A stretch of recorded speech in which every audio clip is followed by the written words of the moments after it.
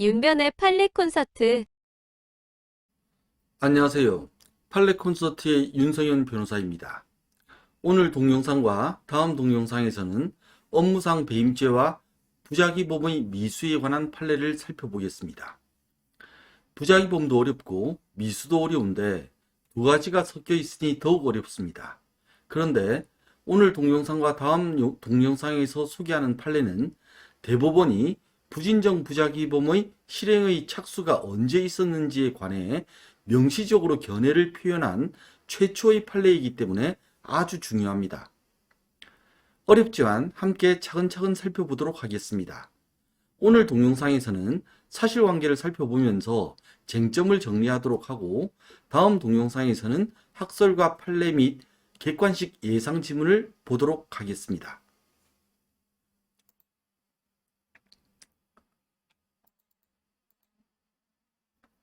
오늘 동영상과 다음 동영상에서 소개할 판례는 대법원이 2021년 5월 27일 선고한 2020도 15529 판결입니다. 업무상 배임 미수죄에 관한 것인데요. 우선 업무상 배임 미수죄에 대해서 보겠습니다. 배임죄에 대해서는 지난 9회와 10회 동영상에서 살펴본 적이 있습니다. 배임죄는 형법 제355조 제2항에 규정되어 있습니다. 형법 제355조 제2항, 타인의 사물을 처리하는 자가 그 임무에 위배하는 행위로서 재산상의 이익을 취득하거나 제3자로 하여금 이를 취득하게 하여 본인에게 손해를 가한 때에도 전항, 횡령의 형과 같다. 여기서 본인은 타인과 같은 사람입니다. 배임죄는 타인, 즉 본인의 재산상 사물을 처리하는 자가 그 임무에 위배하는 행위, 즉 배임 행위를 하여 재산상의 이익을 취득하고 타인인 본인에게 손해를 가했을 때 성립하는 죄입니다.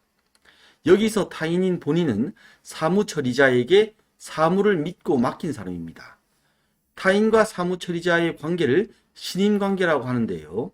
신임은 믿을 신과 맡길 임의 합성이니 신임관계란 믿고 맡기는 관계를 뜻합니다. 이렇게 타인인 본인이 사무처리자에게 믿고 맡기는 재산상 사무의 대표적인 것이 재산관리 대행사무입니다. 재산관리 대행사무란 위임, 고용 등 고용 등의 계약사항, 타인의 재산관리에 관한 사무의 전부 또는 일부를 타인을 위하여 대행하는 경우입니다. 업무상 임무에 위배하여 배임죄를 범한 경우에는 형법 제356조에 의하여 업무상 배임죄로 가중처벌됩니다. 356조 업무상의 임무에 위배하여 제355조, 이게 횡령과 배임입니다. 제355조의 죄를 범한 자는 10년 이하의 징역 또는 3천만 원 이하의 벌금에 처한다. 업무란 사회생활상의 지위에 기하여 계속 또는 반복하여 행하는 사무를 말합니다. 여기서는 업무를 그냥 직업적으로 하는 사무 정도로 이해하시면 충분할 것 같습니다. 따라서 업무상 배임죄는 업무상 타인의 재산상 사무를 처리한 자가 업무상 임무에 위배하는 배임 행위를 하여 재산상의 이익을 취득하고 타인인 본인에게 손해를 가했을 때 성립하는 죄가 됩니다. 이제 대법원 2021년 5월 27일 선고 2020도 15529 판결의 사실관계를 보겠습니다. 좀 깁니다. 복잡해요.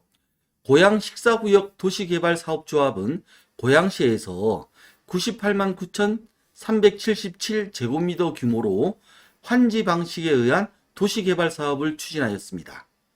도시개발 사업이란 계획적인 도시개발이 필요한 지역에 주거, 상업, 문화, 보건 등 효율적인 도시의 기능이 있는 단지 또는 시가지를 조성하기 위하여 도시개발법에 의해 시행하는 개발 사업을 말합니다. 한마디로 좋은 도시를 조성하기 위한 개발 사업입니다. 도시개발 사업이 시행되는 곳을 도시개발구역이라고 합니다. 도시개발 사업을 하기 위해서는 도시개발구역 안에 있는 부동산의 소유권을 도시개발 사업을 하는 도시개발사업조합 등 시행주체가 강제로 취득해야 합니다. 여기서 환지 방식이란 종전의 부동산 소유자에게 도시개발조합 등 시행자가 부동산을 가져오는 대가로 도시개발 사업 후에 개발된 다른 부동산을 주는 방식을 말합니다. 돈이 아니라 이제 다른 부동산으로 준다는 거죠. 환지는 바꿀환 땅지이므로 부동산을 부동산으로 바꿔준다는 의미이기 때문에 이렇습니다. 도시개발 사업을 하기 위해서는 어떻게 환지를 하고 어떻게 도시개발을 하겠다는 계획을 만들어서 계획을 이제 만들어야 돼요. 먼저 관할 관청으로부터 인가를 받아야 합니다. 특히 환지의 경우 부동산 소유자가 부동산을 개발사업, 도시개발사업조합에 주는 대가로 나중에 받게 되는 부동산의 가치가 도시개발로 인해 예정했던 것보다 더 높아지게 되면 높아진 만큼의 금액을 도시개발사업조합에 납부하여야 하는 청산 절차를 밟아야 합니다. 이렇게 청산 절차를 밟지 않으면 부동산 소유자가 도시개발로 인해 부당하게 이익을 얻게 되기 때문에 반드시 이제 청산 절차로 해가지고 상승된 가치분을 받아오게 되는 거죠. 고양 식사구역 도시개발사업조합은 도시개발사업과 관련한 업무를 갑이 대표이사로 있는 A 주식회사에 위임하였고, 갑은 고양 식사구역 도시개발사업조합을 위하여 계획 수립 등 전반적인 도시개발 업무를 수행하였습니다.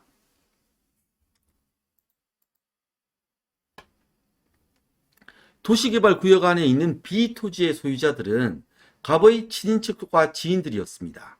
도시개발 사업으로 인해 B토지의 소유자들에게는 개발 사업이 완료되면 C토지를 주기로 되어 있었습니다. C토지를 환지 예정지라고 합니다. 이제 바꿔줄 것으로 예정된 땅이라는 거죠. 그런데 C토지는 바로 큰 길, 대로와 접하지 않고 C토지와 큰 길, 대로 사이에는 공공공지가 있었습니다. 공공공지란 휴식공간 확보 등 공공의 목적을 위해 건물을 짓지 않고 한강 둔치 비슷하게 산책로 등으로 사용하는 빈 땅입니다. 고양 식사구역 도시개발사업조합은 처음에는 대로 큰 길에서 공공지와 환지 예정지인 C토지로의 진입이 상당히 차단되는 차폐형, 이제 가로막혀 있다는 거죠. 차폐형으로 도시개발을 하기로 하는 도시개발 및 실시 계획으로 인가를 받았습니다. 그러다가 2011년 8월 30일경 환지 예정지인 C토지와 공공공지를 C토지 위의 건축물로 진입이 용이한 개방형으로, 그러니까 차단형에서 차폐형에서 개방형으로, 그러니까 이제 차가 왔다 갔다 할 수 있게 되는 거죠. 개방형으로 조성하기로 도시개발 및 실시 계획을 변경하여 인가를 받았습니다. 변경 인가를 받은 거죠.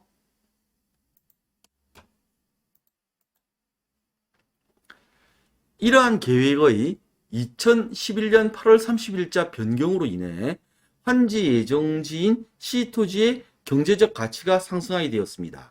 상식적으로 생각해 보세요. 이제 차량이 진입할 수 없게 원래 되어 있다가 차량이 진입할 수 있게 이제 용이하게 차들이 자유롭게 올 수 있게 되면 당연히 그 땅의 가격이 시가가 상승하겠죠. 따라서 고양 식사구역 도시개발사업조합은 C토지를 분배받을 사람들로부터 그 가치 상승에 따른 적절한 청산금을 징수하여야 합니다. 또한 갑은 고양 식사구역 도시개발사업조합으로부터 도시개발 사업의 진행에 필요한 전반적인 업무를 위임받은 사람이기 때문에 고양 식사구역 도시개발사업조합이 청산금을 징수할 수 있도록 관련 법령에 따라 환지 예정지인 C토지에 대한 재감정, 즉 얼마 정도 가치가 올랐는지 감정을 다시 해야겠죠. 재감정, 또 그에 따른 환지 계획 변경, 환지 예정지 변경 지정 등의 조치를 할 업무상 의무가 있었습니다. 즉 이제 청산금을 부과해서 징수할 수 있는 그런 조치를 할 의무가 있었다는 겁니다. 그런데 갑은 아무런 조치도 취하지 않고 2011년 12월 31일 A 주식회사의 대표이사를 그만두어 버렸습니다. 갑은 그만두면서 이러한 청산과 관련한 사항을 후임자에게 인계하지도 않고 묵비해 버렸습니다. 조용히 있었던 거죠. 만약 청산금 징수와 관련한 절차가 진행되지 않았다면 계획 변경으로 인한 C토지의 가치 상승분에 대한 청산금 약 34억 7천만 원을 고양 식사구역 도시개발사업조합이 징수하지 못하여 시 토지를 분배받기로 한 갑의 친인척 지인 등이 그만큼의 이익을 얻을 수 있는 상황이었습니다. 다행스럽게도 고양 식사구역 도시개발사업조합은 청산금 징수를 위해 2016년 5월경 환지계획 변경 인가 신청 절차를 진행하였기 때문에 이제 다 청산금도 받을 수 있게 되어서 조합이 손해를 입을 가능성은 그때 사라지게 되었습니다. 이에 대해 검찰은 도시개발 사업에 관한 전반적인 업무를 수행하였던 갑이 조합에게는 청산금만큼 손해가 되고 환지 예정지인 시토지를 분배받기로 되어 있던 자신의 친인척과 지인들은 그만큼 부당한 이익을 얻게 된다는 사정을 알면서도 아무런 조치도 취하지 않았기 때문에 업무상 배임 미수에 해당한다고 주장하면서 기소를 하였습니다. 이게 이제 기소 내용입니다.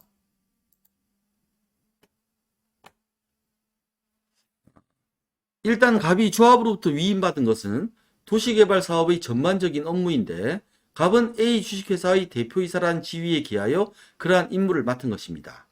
그러니까 업무상 그 임무가 있다는 거죠. 또 청산금과 관련하여서 보자면 청산금의 부과 및 징수라는 조합의 재산 관리에 관한 사무를 갑이 조합을 위하여 대행하는 경우입니다. 즉 재산관리 대행사무가 되죠.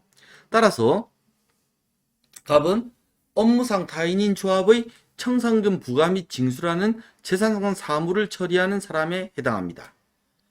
그런데 앞서 보았듯이 조합이 2016년 6월경 환지계획 변경 인가 신청 절차를 진행하여 청산금을 징수할 수 있게 되었기 때문에 갑의 친인척과 지인들이 재산상의 이익을 취득하지 못하였고 본인인 조합에게 손해를 가하지는 못하였기 때문에 업무상 배임죄가 기수가 되지는 않았습니다.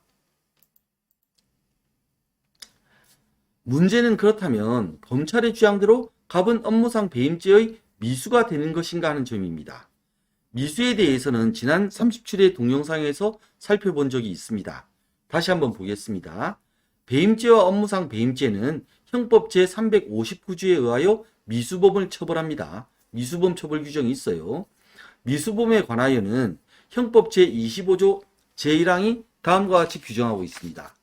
형법 제25조 제1항 범죄의 실행에 착수하여 행위를 종료하지 못하였거나 결과가 발생하지 아니한 때에는 미수범으로 처벌한다. 이러한 규정에 의하면 미수란 범죄를 완성하기 위하여 실행에 착수는 하였지만 범죄를 완성하지는 못하는 것을 말한다고 할 수 있습니다.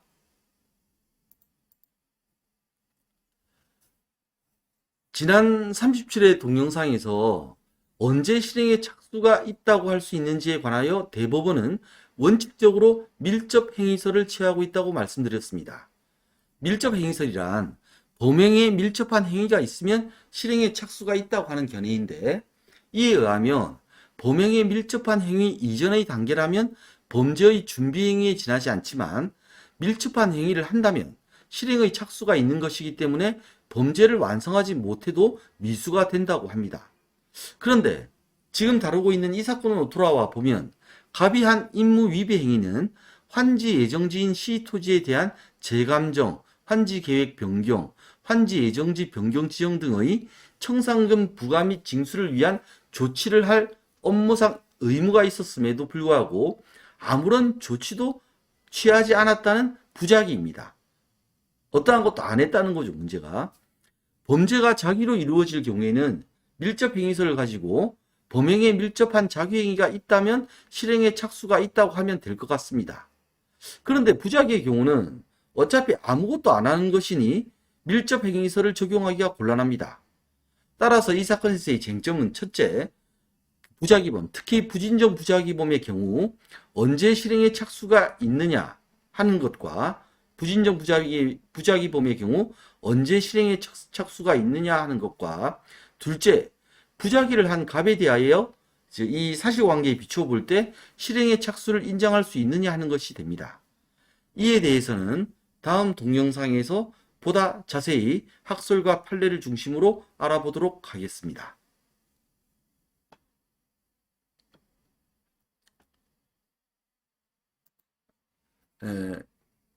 이와 관련해서 조금만 더 말씀을 드리면 부진정 부작위범의 실행의 착수에 대해서는 이 판례가 입장을 취한 최초의 판례로 보여요. 그래서 아주 좀 중요한 판례라고 할 수 있습니다. 그래서 다음 동영상을 가지고 이 사례를 한번 살펴보면서 판례 태도를 명확하게 이해하시는 게 큰 도움이 될 거라고 생각합니다. 고맙습니다.